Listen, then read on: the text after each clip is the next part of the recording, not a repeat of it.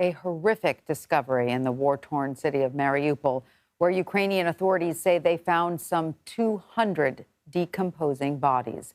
The victims were found in the basement of an apartment building. The port city has been one of the hardest hit cities, with Russia gaining control of the steel plant there just last week.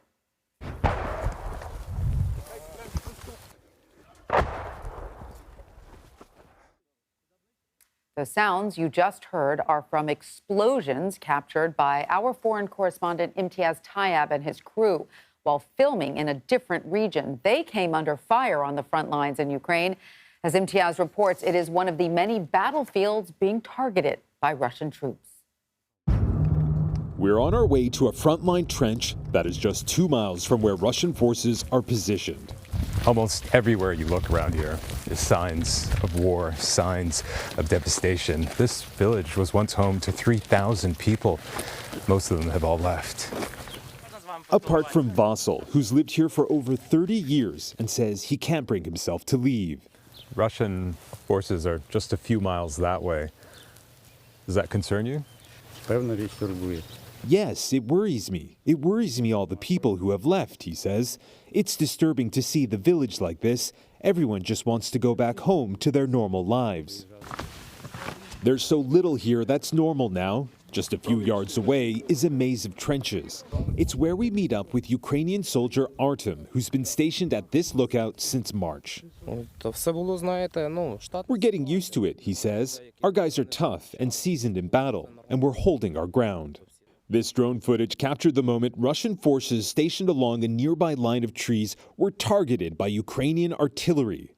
Still, other risks remain.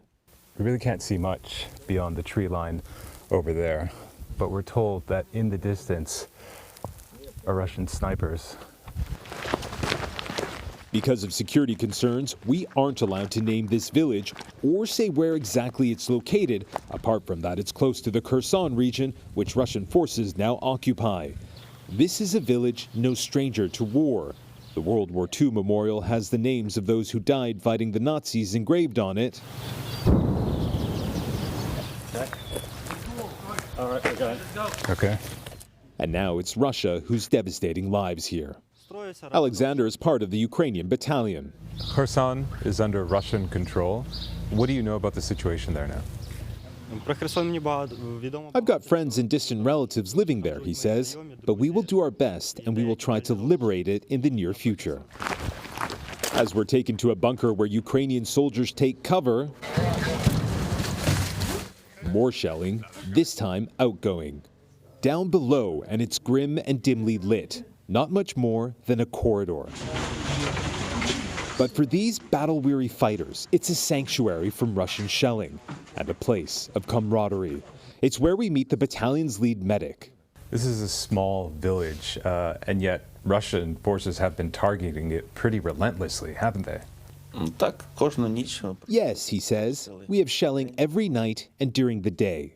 I mean, with so much shelling, are you worried that Russian forces could take this village from you? That's why we're here, he says, to prevent that from happening. For soldier Andrei, it's a fight that's close to his heart. He grew up near the area. This is a village like so many other villages around Ukraine. What's it like to see it in this state with so many people gone and so many buildings destroyed? A lot of people lost their homes, he says. So I'm trying to put myself in their shoes, and it makes me really sad. You're very committed to protecting your country. Yes, I have a family. I have my kids, and I'm here to protect them and protect my country. It's my duty. What do you want Russian people to know about what's happening here in this village where you're based? I would love for them to wake up. I want them to realize where Putin is leading them. Local officials installed by Moscow to control Kherson are calling on President Putin for the region to join Russia. In the clearest sign yet, the Kremlin plans to annex the province. But these Ukrainian fighters say they won't let that happen. Imtiaz Tyab, CBS News, on the front lines near Kherson. And Imtiaz joins us now from Kryvyi, Ukraine. Imtiaz, first off, we are so glad that you and your team are okay after coming under heavy Russian shelling today. Can you tell us more about what happened exactly?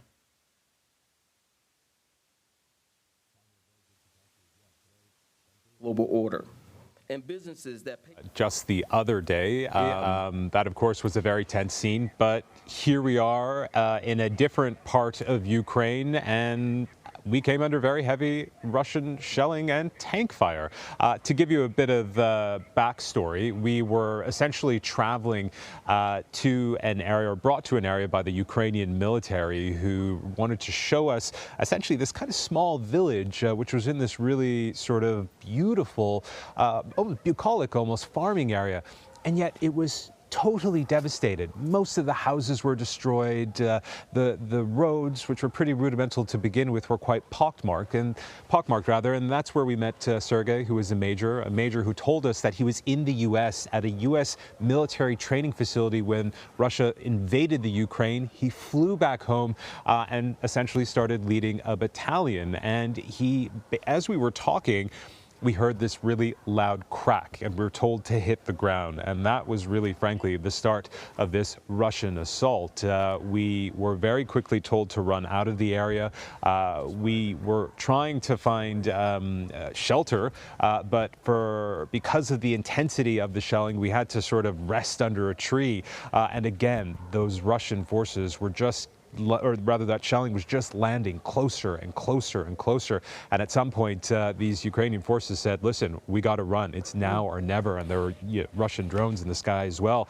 And so we run towards what is essentially a root cellar. It was made out of concrete. Our team and these Ukrainian forces, I should say, were there inside there. And while we were there, we could just hear thud after thud after thud. And at one point, we were told that some of these shells were landing as close as 50 yards to us. And it really just underscores what these fighters have been facing. They have been dealing with this every single day as they try to resist this Russian onslaught. Tanya. Incredible story there, Imtiaz. And once again, we're so relieved that you and the team are okay. But you described sort of a bucolic area, right? A rural area, not very populated.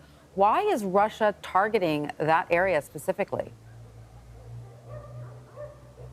Yeah, I mean, that was the question that we had too. Why this area? It's just empty fields. It's small houses. You know, the folks who live there really sort of eked out an existence farming and cultivating their land. They lived in these extremely modest homes, and they're really far away from really anything, any major center. And the question we had to these Ukrainian soldiers was, why does Russia want this so badly? Why do these Russian forces want this territory? And they said, look, 6 weeks ago, Russia occupied this area. Now, to give you a sense of geography, where we're close to the Kherson area. Now, Kherson is essentially Russian occupied now. Russian forces are completely in control of that Ukrainian territory. People there live under really the iron fist of Russian forces. They all have to speak Russian. They're only given Russian media. Their lives are very, very restrictive and, quite frankly, very oppressive. And what we know is that these Russian forces are really just trying to seize back this territory, just trying to push ahead. But while we were talking to that Major Sergey, he was saying, actually, we've turned things around. We're no longer defending ourselves, we're pushing back on them. He said that this is an offensive now, and we're trying to push them out of the way. And yet, as we were sitting there, in this shelter, we just were targeted with shell after shell and tank fire as well. And, we're sitting there going, this is a lot of shelling, And again, most of the shelling was landing in empty fields. And it really just underscores the fact that no matter the expense, no matter how many shells or rockets that they needed to, not rockets, rather shells or tanks that they needed to fire, that they really wanted to make it known that they were there and cause as much destruction as possible. Now, I do want to say we, of course, were able to make it out of there safely. Nobody was injured, nobody from our team, and certainly nobody from the Ukrainian forces who were operating in that area and took us to that area. We very quickly, as soon as we could, got into our vehicles and drove to a much safer area. And we're now here talking to you. But again, it really just underscores the situation in so many parts of Ukraine, which are really just quiet places where life was really normal, and now life is anything but. Tanya. What an extraordinary interview with that young fighter, Sergei Imtiaz. And incredible reporting you're doing there. Keep it up, but please stay safe. Thank you so much for joining us.